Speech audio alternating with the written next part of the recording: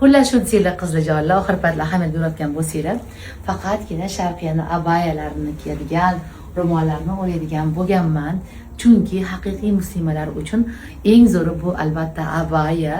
Abayalar bo'yicha sharqiyaga yetadigani yo'q. Bu ustimdagi abaya Makkada endi sotuvga chiqdi. Biyolarni qaranglar, shunaqa novinkalarni to'ldirib qo'yishdi.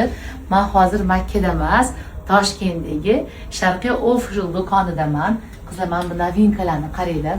Bir-biridan chiroyli novinkalar. Ustimdagi ham novinka.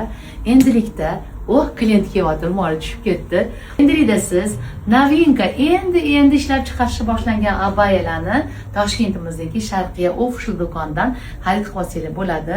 Va qizlarjonlar, bilasizlar, men eng zo'rlarini, ishonganlarim va narxlari chiroyli, arzon narxdagilarni sizlarga tavsiya qilaman. Haqiqatda sharqiy abaya narxlari unaqa zo'r, arzon deb ayta olmayman.